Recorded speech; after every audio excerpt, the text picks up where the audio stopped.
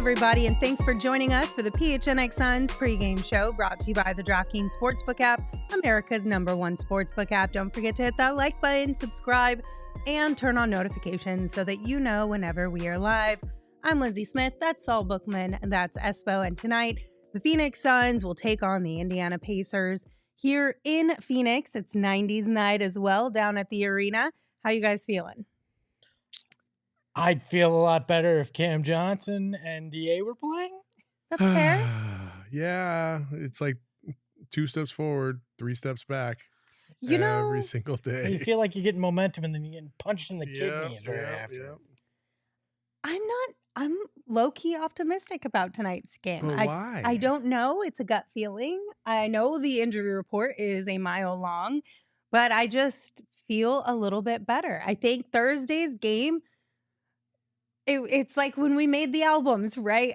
They could just pull you right back in with one good game, one win, and you're like right there, back in the mix of it all again. But I feel fairly optimistic. It's like dating somebody that you know you should not be dating anymore because they're just not a really cool person. But they do that one thing that you're like, you know what? I am going to give them another chance. And then they go right back to being an awful person again. Like this is what it feels like to be a Suns fan right now. Oh, at least they screw you on a regular basis. Oh my God. Espo. Hey, Jalen Smith is back, so Hey-o. Sticks revenge game Sticks at least. revenge Right? game. I feel like he'd be over it by Can't now. believe we went there. Should be over it by now. So yeah, the biggest storyline of tonight's game is, of course, surrounding the injury report. We'll start with Cam Johnson. He is not playing tonight due to injury management. Okay, but even though everyone kind of freaked out when this came out yesterday about, did Cam get hurt in his first game back? He did tell everybody today at the arena that this was always the plan. The plan was for him to sit in today's game and play tomorrow. Monty also said that they wanted to just make sure that they evaluated it and were being careful with the injury. Well, I think that this may be a byproduct of the last few guys that came back, got injured right after they came back too. Right. So maybe they're being cautious because they don't trust themselves anymore as a staff there in evaluating some of this. But I think it makes sense if you're going to play a back-to-back. You weren't going to play him if you were going to play in both games. You weren't going to play him major minutes in both. So fine, whatever. Pick this game, have him back tomorrow, and as long as he responds well, hopefully that's the last time you see him sit at all because of the injury. What's the point of a minutes restriction if you're not going to play the dude anyway? But they didn't even follow their own minutes. I know, but I just don't get any of this. I really don't. Like either you're healthy enough to play or you're not. Like I don't understand this babying of players to try and make sure that they can last the long haul. Like Cam Johnson was perfectly healthy to begin the season, and then he got hurt 2 weeks in. Like you can't predict any of this stuff. Like get the guys out there and let them fucking play. Because saving them for tomorrow's or today's game doesn't mean he can't get hurt tomorrow, and so on and so forth. Like it's just so damn stupid. Yeah, no, I get what you're saying. It doesn't mean that he can't get hurt, but you limit the amount of opportunity you give somebody to get hurt. The difference between like back in the day and now is that this has turned into an entire $1 billion industry. Where back in the day, science, it wasn't about like players didn't necessarily approach their careers as a business, where now players are approaching their careers as a business. I'm sorry, but I'm not going to go out there and potentially like end my career to play 3 games in 4 nights just because you want me to play 3 games in 4 nights. I'm going to inch back into it because I also want longevity for myself to make my money. Sure, but at the same time, if we're talking about Cam Johnson, I think that excuse is absolutely out the window because he's actually costing himself more money by not playing right now. Like, you can't sit there and tell me that a team's not looking at this season for Cam Johnson and not think, well, he is injury prone, so let's knock a couple mil off that contract. That's fine, but he still gets the other mil where if he's got to see a career-ending injury, then there's no mil. We're talking about a meniscus. That's not career-ending in any way, shape, or could form. lead to something bigger and worse. Oh my the thing to me, then he shouldn't be playing at all. If he's not 100%, why is he playing at all? I think some of this could be agents too, because at this point, if he gets injured again, he's going to get next to nothing. He's going to get a flyer from somebody. So an agent could be putting pressure on the Suns too to make sure that if you're playing him, you're having minutes restrictions, you're doing this right, because you're not going to cost my guy millions, you're not going to cost me millions by pushing him to play. Does it matter to me if I'm another team whether or not if he's injured and he's missing games, or if he's just missing games because they're trying to be precautionary? Like for me, let me just say it like this. There's 29 other teams right now that are looking at Cam Johnson and they're evaluating whether or not he would be worth a contract offer in the offseason, right? If I'm looking at it, I don't give a shit if it's if he's injured, he's injured. But if he's kind of injured, but he's not really injured, and he's kind of playing, but he's not really playing, and he's kind of doing this Kawhi, he's not Kawhi. He can't pull this off. So he's costing himself millions and millions of dollars. Sitting out 1 game, 2 games as he's coming back from the injury isn't costing him millions of dollars. It's precautionary because if he hurts himself again, a meniscus, whatever, and it costs him another 2 months, he's not going to get his money this offseason. And I'm saying that because it's Cam Johnson.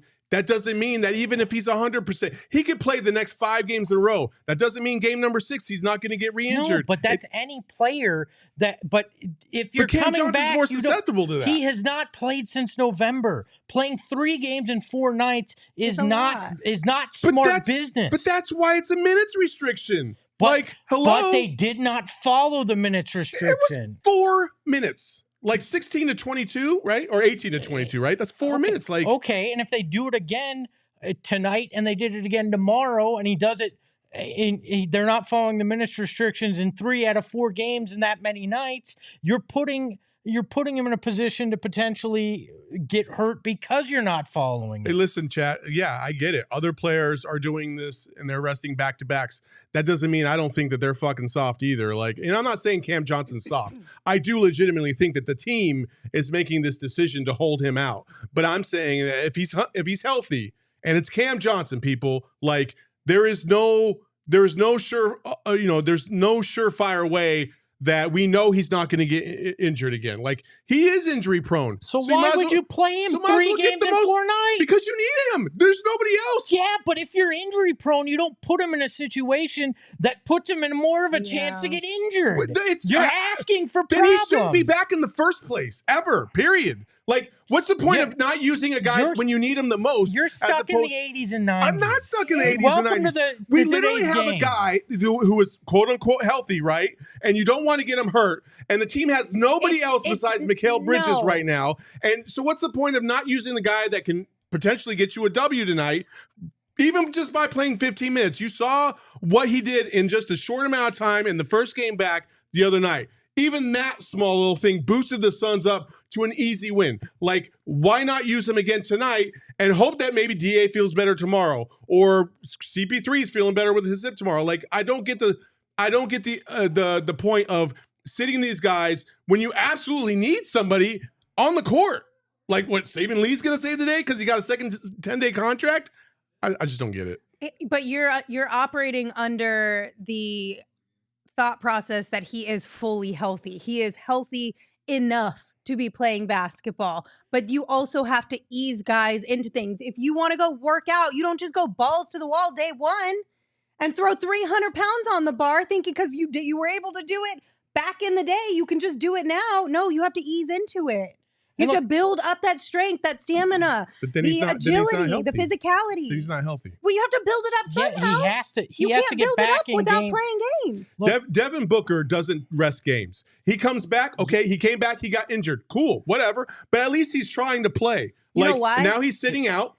Fine, whatever. But he plays. It cost him a month because he rushed back to playing a Christmas day game because he wanted to play in that, and it's a big part of why they're now losing the way they are, because he rushed back. Now, I agree with you when it comes to the Clippers of the world and the Golden State Warriors of the world sitting for resting rest. healthy guys, healthy guys who have not recently come off injury, just because we load management in that way. Yeah. But I agree with being precautious about guys just coming off injury, especially when you saw Devin Booker, Chris Paul, and Campaign all re-injure themselves within days of coming back from an injury. I understand this thought process. I don't understand this thought process because Devin Booker came back. He rushed back. Folks, I'm telling you, if Devin Booker wanted to play, the Suns weren't going to stop him. Cam Johnson doesn't have that luxury.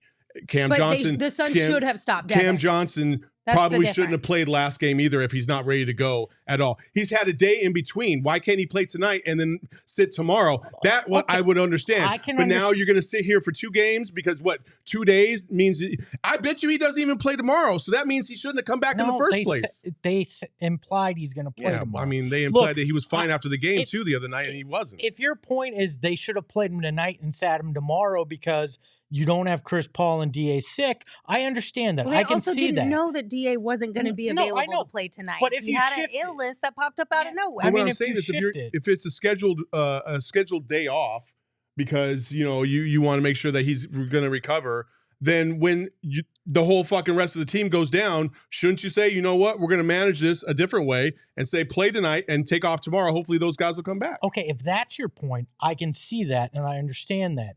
If it's why doesn't he just play 3 games in 4 nights because he's back, I don't get it. But I get play him tonight, give him tomorrow night off because you're missing guys. Also what I'm saying is then what the fuck is the point of the minutes restriction? I don't get it. If you're only going to play 16 minutes and then get 2 or 3 or 4 or 5 days off because we want to be safe, why even get? Well, it's 2 right now. And he's not playing because it's a back-to-back. Okay, as of right now, we are going based on what we know. It's 2 days. If he doesn't play tomorrow, we can revisit this conversation and you can yell at me more. I don't believe anything they say. But until then, it is what it is. Cam Johnson They lied is to not us the other day tonight. about Cam Johnson. In addition to Cam Johnson not playing, we also are going to be missing DeAndre, and he did come down with an illness, non-COVID related. Monty said he tried to go through shoot-around this morning, but he was just feeling too bad, so he's not going to be playing. Chris Paul is also out. Landry Shamet is also out. Devin Booker is also out. Cam Payne is also out. But good news, everybody. Josh Okogie, he's back in action tonight. He did get a face mask created so he can play, even though he has a broken nose.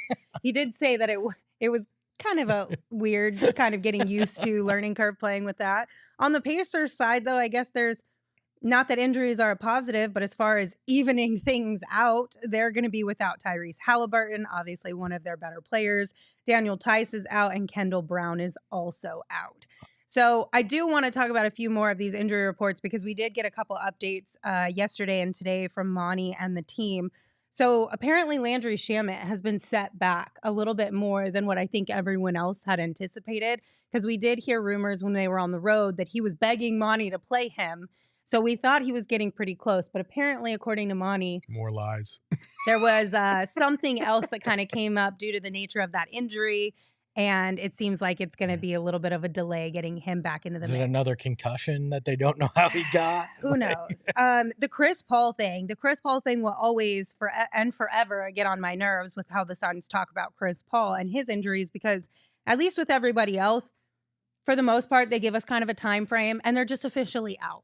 Right? Chris Paul flip-flops literally every day. Available or not available. Questionable, probable, out. I wonder if that has more to do with his people, though, because he's always been tight-lipped about this crap. It might more be, so than anything. But I feel like we might be waiting a little bit of time for Chris Paul. This is just pure speculation, but Gerald did provide a little bit more insight by tweeting some information he got from Monty today. He said, Monty Williams said, with Chris Paul, it's a matter of checking boxes, but also just making sure he's no longer at a level of discomfort with the hip soreness to be able to play at the Suns' usual level of intensity, which they like to be around 7 to 10 range. So from how I understood Gerald's report yesterday from practice, was that Chris Paul was getting more treatment than actually participating in practice. And Monty said he wants him to be able to participate in practice a few days before coming back. So I don't know exactly what that means, if you want to read the tea leaves or whatever, but it doesn't sound great to me. This is my whole take on all the injuries. Cam Johnson, CP3, Devin Booker. Nobody knows what the fuck is going on, is what it feels like. Yeah. Like it's a different story every single day. Oh, no, he's good. He's good to go. He's fine. Oh, no, sorry. He's on a minutes restriction. Oh, no, he can't play. Oh, CP3's day to day. Oh, he's questionable. No, he's going to be out for a while. Like, nobody in that building seems like they know. And then the one mouthpiece that keeps coming on and keeps stepping on his foot is Monty Williams, who clearly doesn't know what the fuck is going on. It's infuriating to have 8 guys on the injury report, and the head coach has no idea what the timetable is for any of them. Okay, but I call BS on that. Monty knows exactly what the timetable is. He knows exactly what's going on. Monty is trying to skirt around the questions. It's making him look like an idiot. He should just say no comment then. Yeah, I agree. Because he knows exactly what's going on. You're not gonna convince me, no matter what world we're ever living in, that a head coach of an NBA team doesn't talk to his main trainers. Look, I'm just gonna say this. The Suns had a lot of issues over the last decade, but it was never the training staff. And I'm starting to wonder, they moved on from Aaron Nelson and that award-winning training staff. We've seen a lot of issues at times. They seem to have this, questioning who's playing when, all this.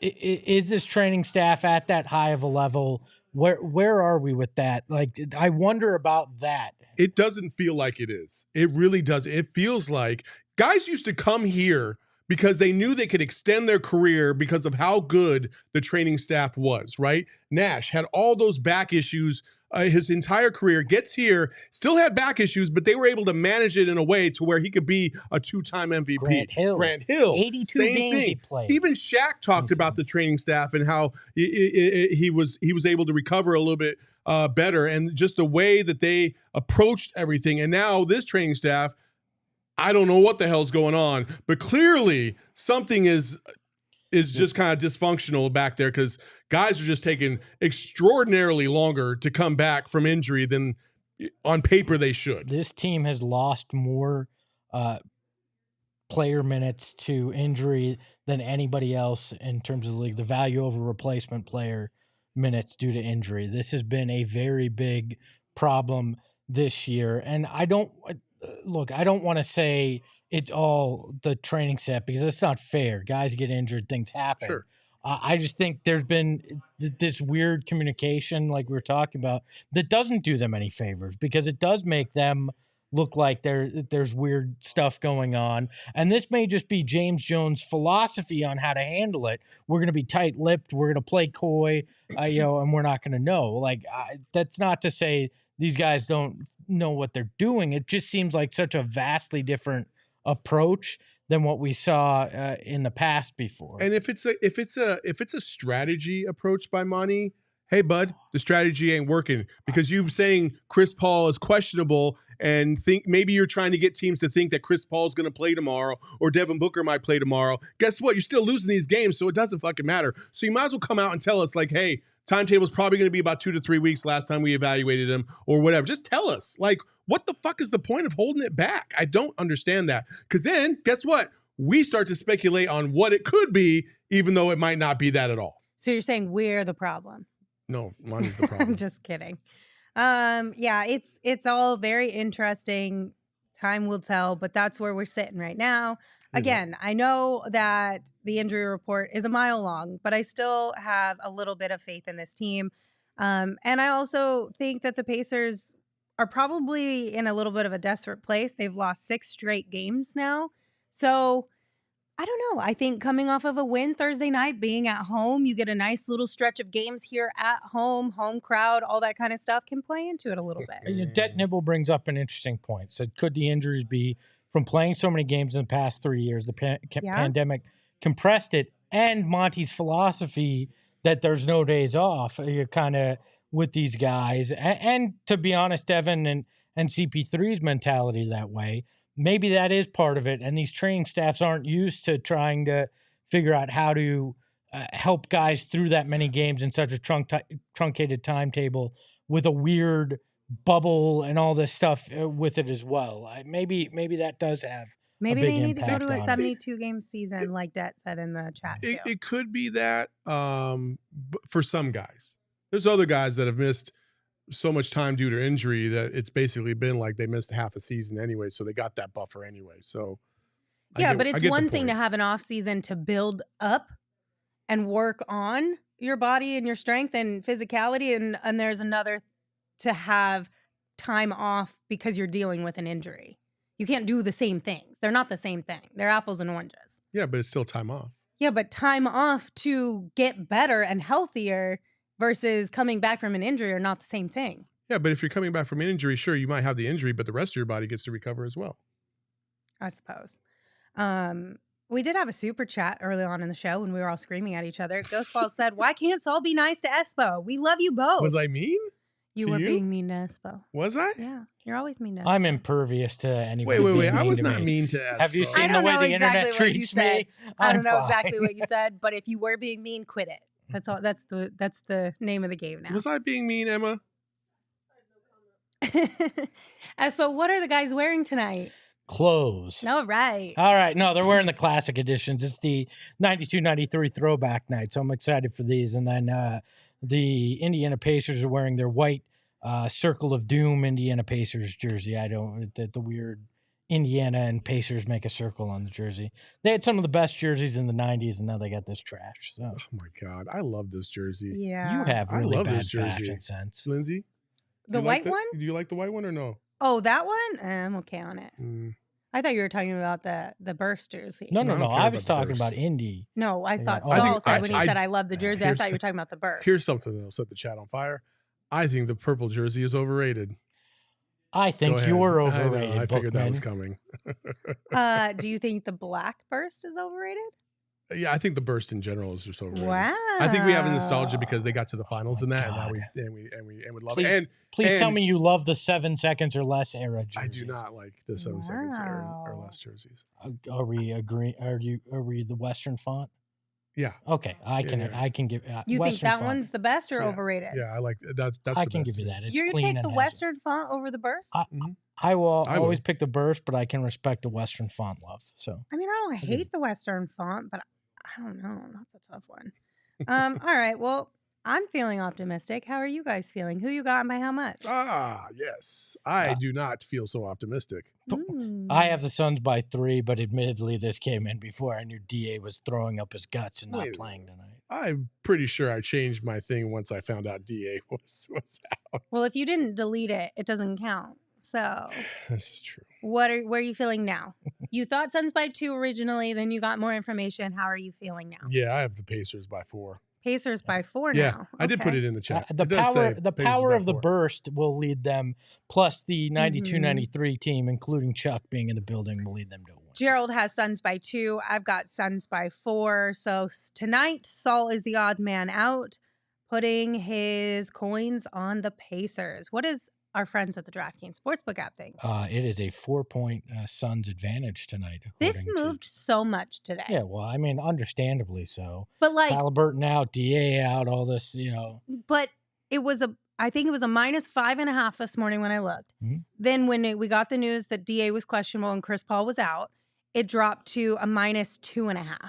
It is actually -3 now. And now as of like an hour ago, it was a -4. Now it's a -3. Shifting. So this has been all over the place. Doesn't surprise me that there's a volatility in lineups. There's going to be volatility. That's why you take those bets early in the morning, baby. This is true. Honestly, though, that is a really good strategy. Just throwing that out there. It can backfire with injuries, of course, but you can get better odds if you place your bets earlier in the day. The Pacers this morning. Saul is a prime example of that with the bet he chose tonight on the DraftKings Sportsbook app. So, Saul, what did you put your coins on today? Let's go. I got +270 because I have the Pacers scoring under 110 and the Suns under 116. And you might sit there and say, but Saul, you said the Suns were going to lose tonight. You're right, but it doesn't matter because I got those odds for the Suns scoring under 116 points this morning at a very, very high rate.